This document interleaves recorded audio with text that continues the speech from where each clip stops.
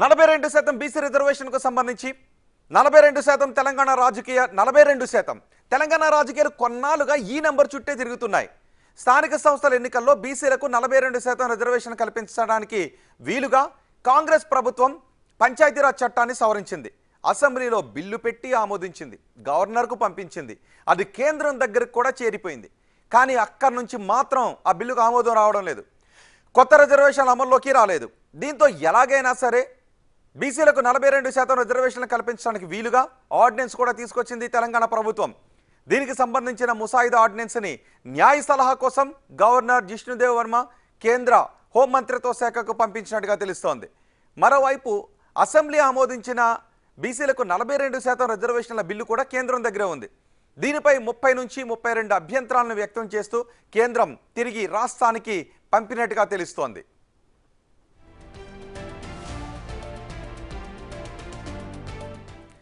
రిజర్వేషన్ల కోటా పరిమితిని 50% మించి అమలు చేయడానికి ప్రత్యేక పరిస్థితుల్లో రాష్ట్రానికి హక్కుగా ఉన్నట్లుగా ముసాయిదాలో పేర్కొన్నారు. దీంతో పిఆర్ చట్టానికి సవరణల వరకే ప్రతిపాదించారా? 50% మించి రిజర్వేషన్ల అమలు జరుగుతుందా? ఈ మేరకు స్థానిక సంస్థల ఎన్నికల నిర్వహణకు ఎంతవరకు అవకాశం ఉందనేదే ఇప్పుడు హాట్ టాపిక్గా మారింది. ఇప్పటికే పార్లమెంటు సమావేశాలు జరుగుతూ ఉండటంతో తెలంగాణలో చేపట్టిన కులగణన, బీసీ రిజర్వేషన్ల పెంపు అంశంపై ఢిల్లీ స్థాయిలో చర్చ జరుగుతోంది. ప్రభుత్వ పరంగా తాము చేపట్టిన చర్యలు, తీసుకున్న నిర్ణయాల గురించి ముఖ్యమంత్రి రేవంత్ రెడ్డి, డిప్యూటీ సీఎం బట్టి విక్రమార్క, కాంగ్రెస్ చీఫ్ మల్లికార్జున ఖర్గే, రాహుల్ గాంధీ, ప్రియాంక గాంధీ సహా కాంగ్రెస్ ఎంపీలందరికీ ప్రజెంటేషన్ ద్వారా వివరించారు. కాంగ్రెస్ నేతలు కూడా ఈ విషయంలో కేంద్రంతో తాడోపేడో తేల్చుకోవడానికి అక్కడే మకాం వేశారు అనే చర్చ కూడా జరుగుతోంది. అయితే ప్రభుత్వం పంపించిన ముసాయిదా ఆర్డినెన్స్ పంచాయతీరాజ్ చట్టంలోని 50% లోబడి రిజర్వేషన్లు ఉండాలనే క్లాజ్ సవరణ విషయంలో ఎలాంటి వైఖరి అనుసరించాలి అనే దానిపై కేంద్ర హోంమంత్రిత్వ శాఖ సలహాను గవర్నర్ కోరినట్టుగా తెలుస్తోంది. ఈ విషయంలో చట్టపరంగా, న్యాయపరంగా ఎదురయ్యే సమస్యలేంటి, ఎలా ముందుకు వెళ్ళాలి అనే అంశాలపై ఆయన స్పష్టత కోరినట్లుగా తెలుస్తోంది. ఇలాంటి పరిస్థితుల్లో లోకల్ బాడీ ఎన్నికలలో 42% రిజర్వేషన్లు సాధ్యమేనా అన్నది ఇప్పుడు ఉత్కంఠగా మారింది.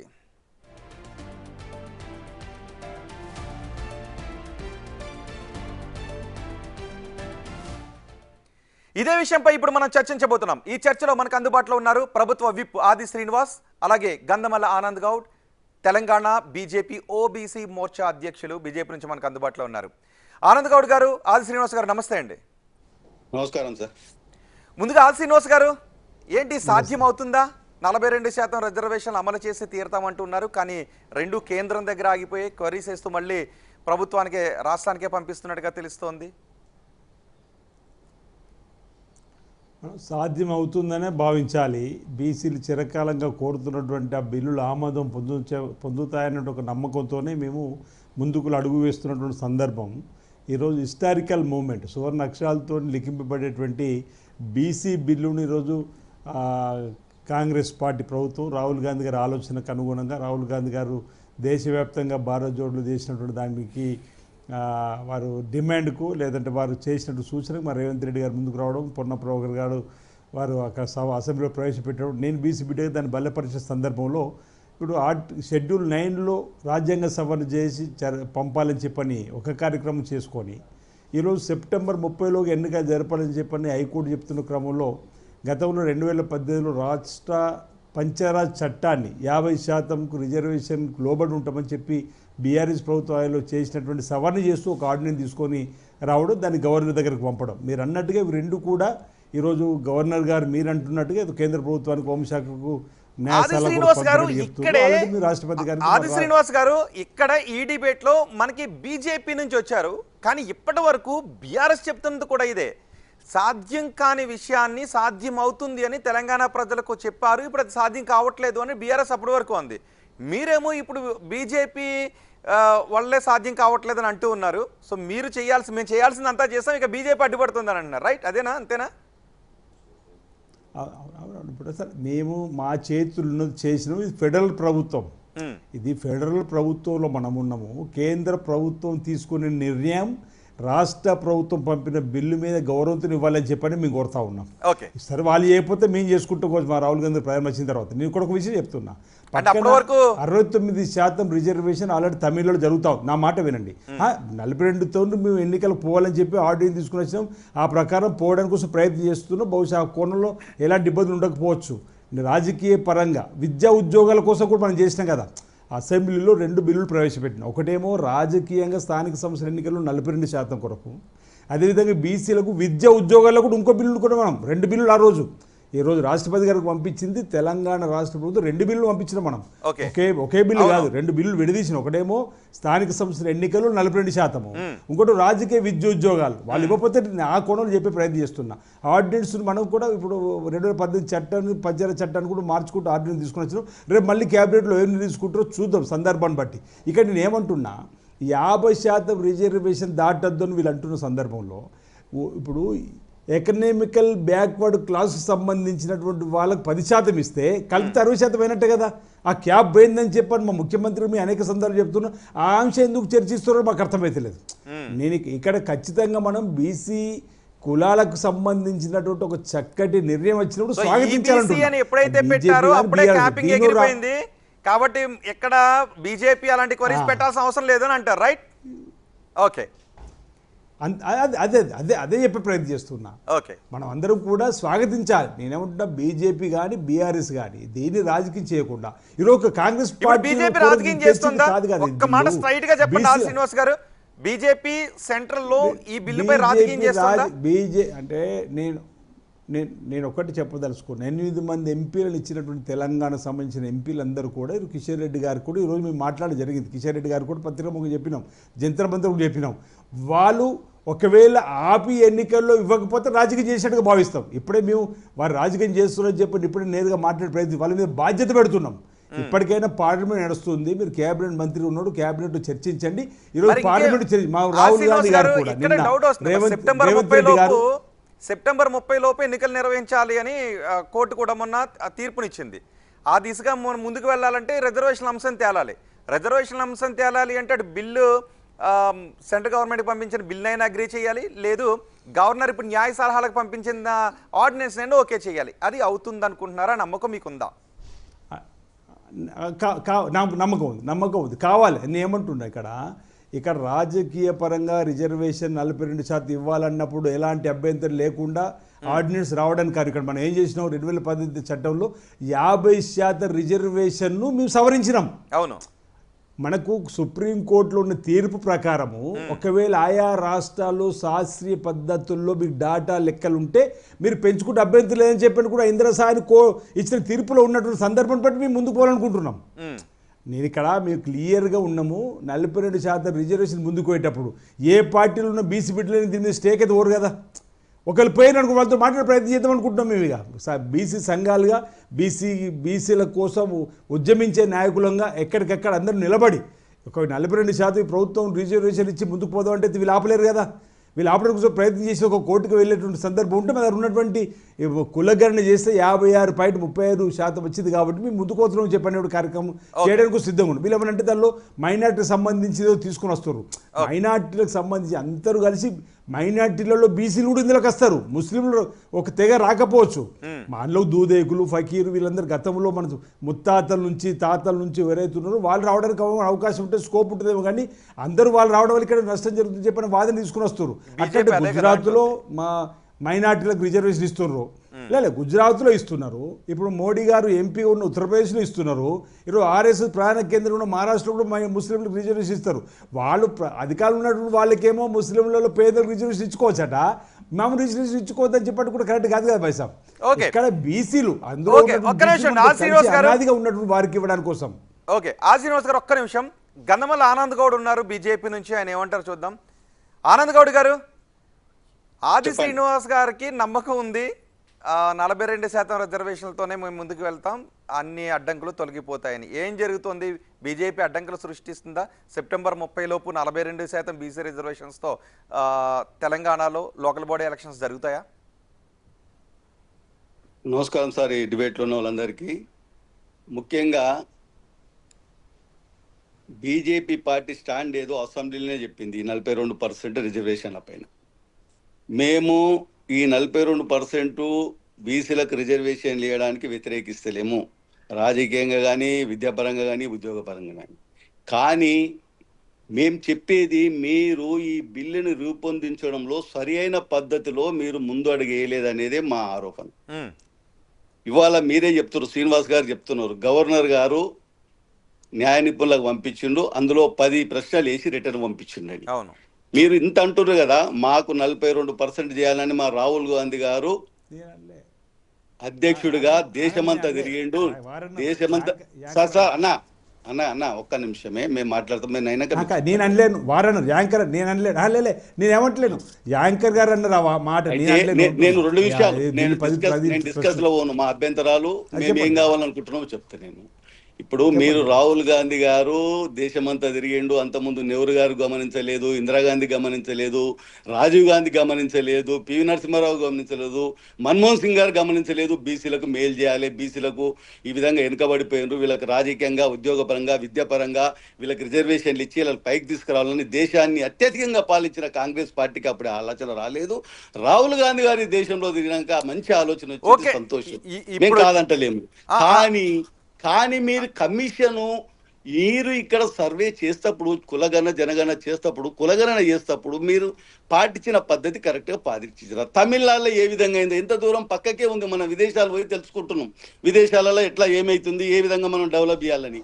మరి అక్కడ 69% రిజర్వేషన్లు ఇచ్చిండ్రు. వాళ్ళు ఏ పద్ధతిలో చేసిండ్రు, ఏ పద్ధతిలో వాళ్ళు ఏ యాక్ట్ ప్రకారం చేసిండ్రు, ఎట్లా నిపుణులు ఎట్లా నిర్మించిండ్రు. ఆ రోజు 1982లో అంబాశంకర్ అనే ఐఏఎస్ రిటైర్డ్ ఆఫీసర్ వేసి 21 మంది నిపుణులను లేచి దాదాపు 2 సంవత్సరాలు చాలా స్పష్టంగా ఎక్కడ కూడా ఏ విధంగానైనా చిన్న పొరపాటు లేకుండా వాళ్ళు చేసి సాధించుకొని ఇప్పటికీ జరుగుతున్నది.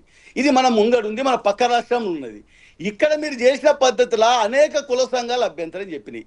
మీరు సరైన పద్ధతితో చేయలేదు, సరైన పద్ధతి చేయలేదు, మొత్తం అన్ని సంఘాలు కూడా అన్న తర్వాత మీరు ఎక్స్టెన్షన్ కూడా చేసిర్రు, మీరు ఆన్లైన్లో చేసుకోమని చెప్పారు. అప్పుడే మీరు చేసిన మొదటి తప్పు బయటకు వచ్చింది.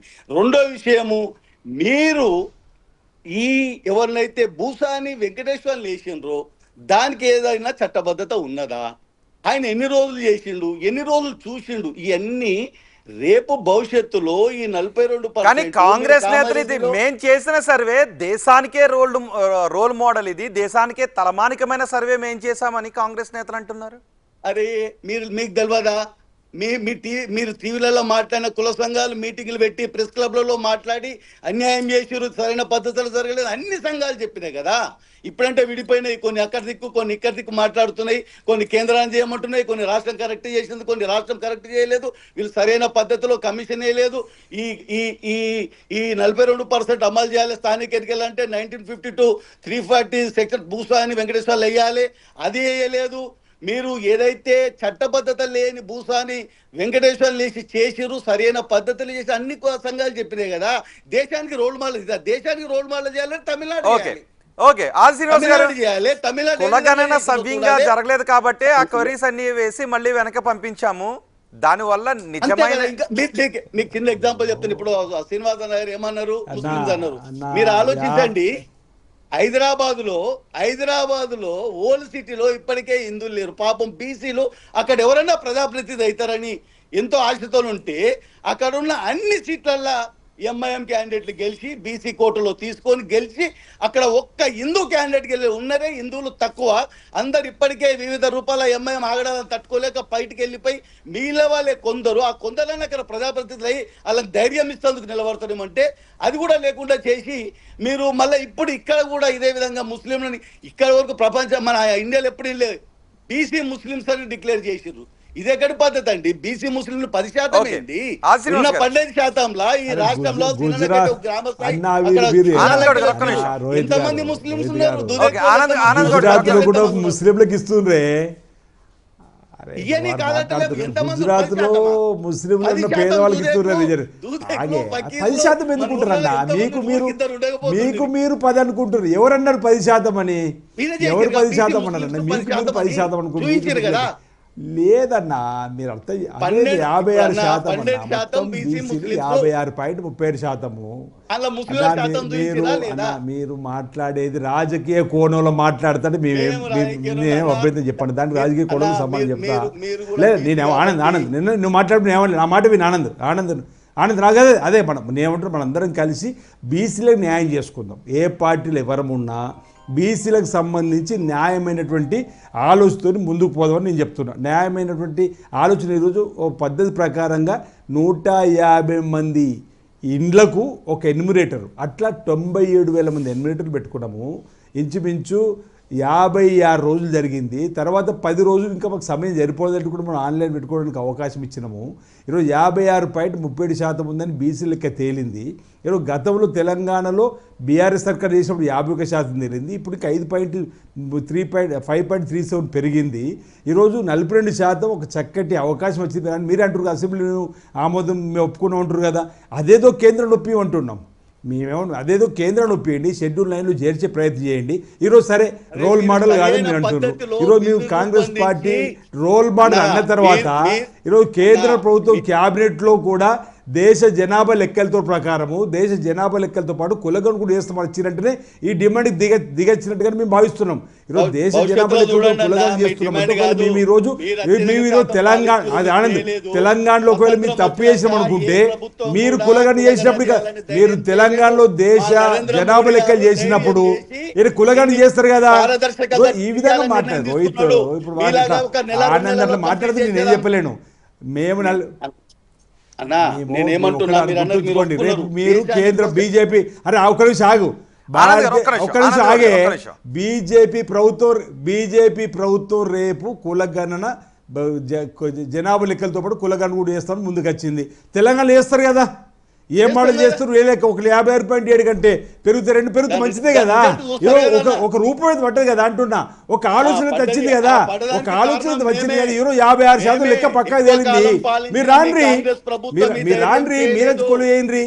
ఇప్పుడు కాంగ్రెస్ అవును ఆ రోజు పరిపాలన చేసిన సందర్భంలో ఆ రోజు సమస్యలు పరిష్కరించి తీసుకువచ్చినాము. ఆ రోజు గూడు గుడ్డ నినాదం తీసుకొచ్చినాము, గరీబీ ఆటో నినాదం తీసుకుని వచ్చినాము, బ్యాంకులను జాతీయకరణ చేసినాం, రాజ్యపాలన రద్దు చేసినాం, పోర్టుబోలు పంపించేసినాం, ఇందిరా మిల్లు కట్టించినాం. ఆ రోజులలో జవహర్లాల్ నెహ్రూ గారు, ఇందిరాగాంధీ గారి అన్ని కార్యాలు చేసుకుంటూ వచ్చినాం. ఏదో విధంగా మాట్లాడి 70 ఏళ్ళు ఏం చేసినావు అంటే నువ్వు 11 ఏళ్ళు ఏం చేసినావు? 2 కోట్ల ఉద్యోగాలను ఇచ్చిర్రా. ఈరోజు 15 లక్షలు ఆ కోణం పోదంటే వేరే విషయం. నీకు బీసీల గురించి లెక్క గురించి మాట్లాడదాం. నువ్వు రాజకీయం మాట్లాడదాం, మీరు రాజకీయం మాట్లాడే ప్రయత్నం చేస్తావు. మీరు బీసీ అంటారు, నేను బీసీ అన్నప్పుడు బీసీలకు న్యాయం చేసే విధంగా మాట్లాడాలి. కానీ మీరేం చేసి 42% కరెంటు లేదా కరెంటు తీసుకొచ్చి పెట్టినావు. అప్పుడు బీజేపీ ఎక్కడ ఉంది? స్వాతంత్ర ఉద్యోగులని బీజేపీ ఎక్కడ ఉంది అంటున్నా. బీజేపీ ఎక్కడ ఉంది? మీది మొసలి కన్నీరు, మీది కపట ప్రేమ. అరే ఈరోజు కిషన్ రెడ్డి కేబినెట్ మాట్లాడకపోతున్నాడు. ఏం మాట్లాడుతున్నారు మీరు? నోటికి 100 రేవంత్ రెడ్డి బీసీ కాకుండా బీసీ కోసం ఏం మాట్లాడతారు మీరు? రోహిత్ గారు ఈ విధంగా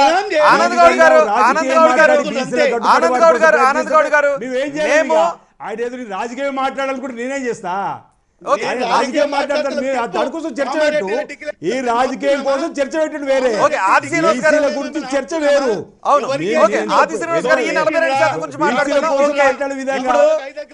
ఆల్రెడీ తెలంగాణ ప్రభుత్వం ఆమోదించి పంపించిన కేంద్రం దగ్గర పంపించారు, మళ్ళీ ఆర్డినెన్స్ పంపించారు.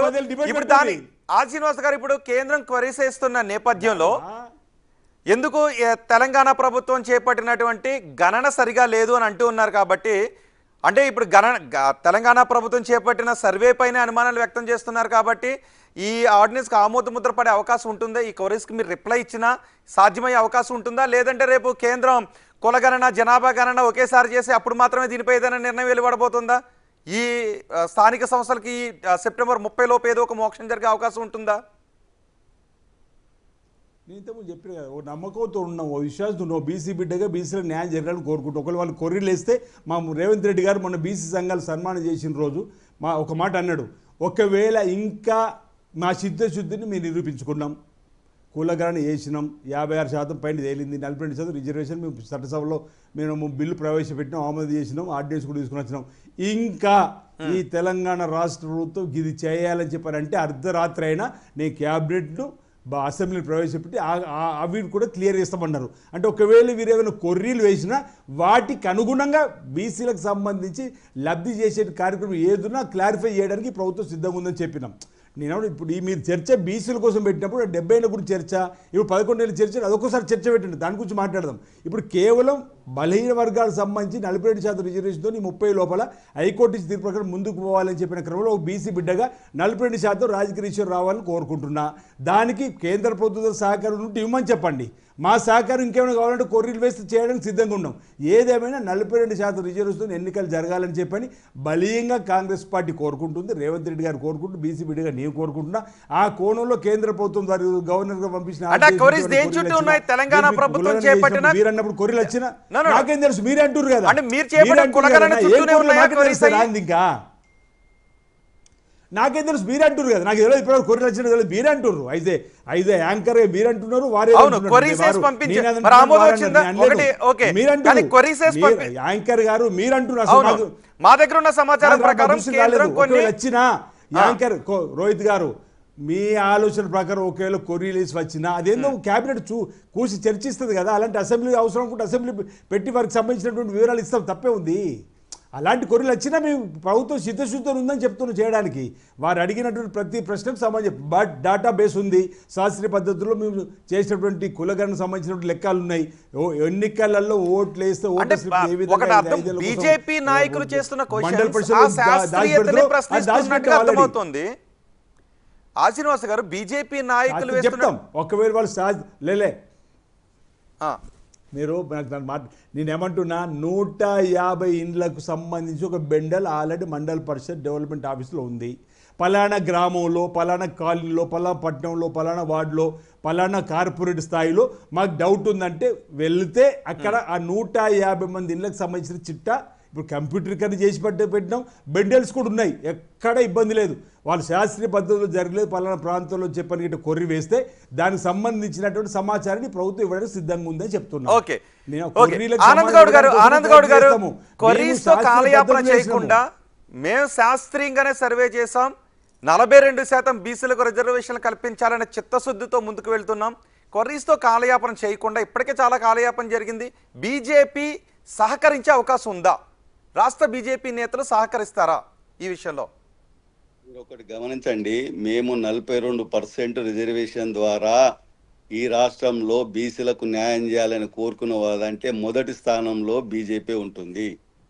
ఈ రాష్ట్రంలో బీసీ ముఖ్యమంత్రిని కూడా కావాలి చేస్తామని చెప్పి ఎన్నికల ముందు ప్రకటించిన పార్టీ బీజేపీ. ఇవాళ కూడా మేము మా పార్టీ పరంగా ఉన్న జిల్లాలలో 55% జిల్లా అధ్యక్షులను ఈ స్వతంత్రం వచ్చిన తర్వాత ఉమ్మడి రాష్ట్రంలో అధ్యక్షులు చేసిన చరిత్ర ఏ పార్టీకి లేదు. మా అది కాదు మీరేం చేశారన్నది కాదు, ఒక చారిత్రాత్మక నిర్ణయం తీసుకుంది. అది కాదు మీరేం చేశారు పార్టీ పరంగా, ఎంతమందికి ఏం పదవులు ఇచ్చారన్నది విషయం కాదు. ప్రస్తుతం తెలంగాణ ప్రభుత్వం ఒక చారిత్రాత్మక నిర్ణయం తీసుకుంది, 42% రిజర్వేషన్స్తో స్థానిక సంస్థ నిర్వహించాలి అని. దానికి ఇప్పుడు ఒక ఆర్డినెన్స్ ఆల్రెడీ బిల్ చేసి కూడా పంపించారు, అది పెండింగ్లో ఉండటంతో మళ్ళీ ఆర్డినెన్స్ని పంపించారు, ఆర్డినెన్స్ న్యాయ సలహాల కోసం పంపించారు. ఇప్పుడు ఆ న్యాయ సలహాల్లో అనవసరమైన కొర్రీస్, కాలయాపన చేసే కొర్రీస్ వేయకుండా ఇక్కడ బీసీలకు న్యాయం జరిగే విధంగా మీ నుంచి సహకారం వస్తుందా రాదా? సెప్టెంబర్ 30 లోపు స్థానిక సంస్థల ఎన్నికలు, 42% రిజర్వేషన్స్ జరగడానికి మీ నుంచి పూర్తి సహకారం ఉంటుందా ఉండదా? అది కావాలి. మేము చెప్పేది అదే. మా పాయింట్ ఎవరు అర్థం చేసుకుంటలేరు. మీరు తొందరపడి ఇప్పటిదాకా ఎన్నికలను వాయిదా వేసుకుంటూ వచ్చి కోర్టు తీర్పు ద్వారా తొందరగా ఎన్నికలు కావాలని జడ్జిమెంట్ వచ్చిన తర్వాత దాన్ని నెపం వేరే నెట్టి సరి అయిన పద్ధతిలో జీవోలు ఆర్డినెన్స్లు తీసుకురాకుండా మీరు కేంద్రానికి పంపిస్తే ఇప్పటిదాకా కొరివిలు అన్నారు. కొరివిలు పెట్టేది బీజేపీ పార్టీ అధ్యక్షుడు కాదు. ఈ దేశంలో చట్టాల ప్రకారము అది వచ్చిందా రాలేదా, ఇంతకుముందు జరిగింది ఏంది, కోర్టు తీర్పులు ఎట్లిచ్చినాయి సుప్రీంకోర్టులు, అయిన రాష్ట్రాల్లో ఎట్లయినాయి, కాని రాష్ట్రాల్లో ఏ విధంగా వెనుక పంపించారు బిల్లు. దీనికన్నా ఒకటే కేంద్రం 9వ షెడ్యూల్లో పెట్టాలి, పార్లమెంట్లో పెట్టాలి, ఆమోదించాలి, పంపించాలి అంటే 9వ షెడ్యూల్లో పెట్టిన దాన్ని కూడా మళ్ళీ మేము దాన్ని సమీక్షిస్తామని సుప్రీంకోర్టు తీర్పున్న విషయాన్ని న్యాయ నిపుణుడు మా పార్టీ అధ్యక్షుడు రామచంద్రరావు గారు ఢిల్లీలో ఓకే, చెప్పారు. ఆ సమీక్ష వరకు వస్తే తర్వాత ఆల్రెడీ తమిళనాడులో 9వ షెడ్యూల్లో ఉంది కాబట్టి మళ్ళీ ఇక్కడ కూడా న్యాయ సమీక్షకు వస్తే సైటేషన్స్ ఉన్నాయి చూపించుకోవడానికి. నాకు ఒక్కడే చెప్పండి, ఆది శ్రీనివాస్ గారికి నమ్మకం ఉంది 42% రిజర్వేషన్స్ అమలుతో బీసీలకు సెప్టెంబర్ 30 లోపు స్థానిక సంస్థల ఎన్నికలు జరుగుతాయనే నమ్మకం ఆయనకుంది, మీకుందా? సార్ నీకు నాకు కాదు, అర్జెంట్లో ఒక ఫైల్ తీసుకుపోయి ఇంటి పర్మిషన్ కావాలంటే 6 నెలలు జిహెచ్ఎంసీలో టైం తీసుకుంటున్నారు. నువ్వు ఈ రాష్ట్రానికి దేశానికి బీసీలకు సంబంధించిన విషయం నీ ఇష్టం వచ్చిన రీతిలో రూపొందించి ఢిల్లీలో పోయి కాన్ఫరెన్స్లు పెట్టి తెలంగాణలో పెట్టి తెలంగాణ బీసీ సంఘాలకు ప్రతిపక్షాల సభ్యులను పిలిపించి ఈ విధంగా చేసినా ఇందులో ఏమన్నా సూచనలు ఉంటే చేయండి, ఈ సూచనల ప్రకారం మేము ఆగిపోకుండా చేస్తాము. తమిళనాడులో ఈ విధంగా చేసినారు, ఇవన్నీ మేము కూడా ఇదే సేమ్ విధంగా చేసినాము. దీనికి అన్ని విధాల చట్టబద్ధత ఉన్నది, పంపిస్తున్నాము. అప్పుడు కేంద్రం చేస్తలేదు కాబట్టి మనం ఒత్తిడి తీసుకురావాలని చెప్పాలి. నువ్వు రాహుల్ గాంధీ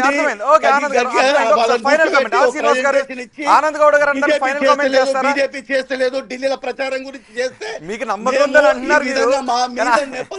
ఆనంద్ గౌడ్ గారికి మాత్రం నమ్మకం విషయంలో ఆయన హామీ ఇవ్వట్లేదు. మీరు కొన్ని విధంగా బిల్లులు రూపొందించారు. ఓకే, ఒక్క నిమిషం ఆనంద్ గౌడ్ గారు, ఫైనల్ కామెంట్ ఆది శ్రీనివాస్ గారు. లే, మాకు విశ్వాసం ఉంది, నమ్మకం ఉంది. మేము గెలవలేమంటారు. మీ సోషల్ జస్టిస్ మినిస్టర్ని కలిసిన మా పీస్ అధ్యక్షులు మహేష్ కుమార్ గారు ఆధ్వర్యంలో మా పొన్నం ప్రభాకర్ గారు మేము అందరం కూడా ఎంపీలము అందరం కలిసినాము, వారికి వినతి పత్రం ఇచ్చినాము, అసెంబ్లీలో జరిపిన తీర్మానాన్ని కూడా ఇచ్చినాము. ఈ రోజు లోకసభలో ప్రతిపక్ష నేత రాహుల్ గాంధీ గారు కూడా మేము చెప్పడం జరుగుతా ఉంది, అసెంబ్లీలో పార్లమెంట్లో చర్చించాలని చెప్పని నాకు నమ్మకం ఉంది, విశ్వాసం ఉంది. ఈ ఒక్క బీజేపీ బీఆర్ఎస్ తప్ప అన్ని సంఘాలు కూడా ఒప్పుకుంటున్నాయి, అన్ని సంఘాలు కూడా హర్షిస్తున్నాయి, అన్ని సంఘాలు కూడా స్వాగతిస్తున్నాయి. నాకు విశ్వాసం నమ్మకం ఉంది. 42%తోనే ఎన్నికలు ముందుకు పోదాం. భారతీయ జనతా పార్టీ ప్రభుత్వం మనసు మార్చుకొని కూడా బహుశా షెడ్యూల్ 9లో చేర్చుకుంటుందని చెప్పిన భావన వ్యక్తం చేస్తా ఉన్నా. Right, thank you very much Adi Srinivas garu, thank you very much Kandamala Anand Goud garu. Big టీవీకి అందుబాటులోకి వచ్చి 42% రిజర్వేషన్స్కి సంబంధించి కేంద్రం క్వరీస్ వేస్తూ మళ్ళీ ఆర్డినెన్స్ని బ్యాక్ పంపించిందని జరుగుతున్న మాటలపై మీ అభిప్రాయాన్ని తెలియజేసినందుకు మరి చూద్దాం. 42% రిజర్వేషన్స్తోనే సెప్టెంబర్ 30 లోపు స్థానిక సంస్థల ఎన్నికలు జరుగుతాయని కాంగ్రెస్ నాయకులు ప్రగాఢ నమ్మకాన్ని వెలిబుచ్చుతున్నారు. కానీ కేంద్రం మాత్రం కొన్ని అనవసరమైన జాప్యాన్ని కలిగించే క్వరీస్ వేస్తోంది అనే చర్చ జరుగుతుంది. మరి చూద్దాం ఏం జరుగుతుంది. సెప్టెంబర్ 30 లోపు 42% రిజర్వేషన్స్తో స్థానిక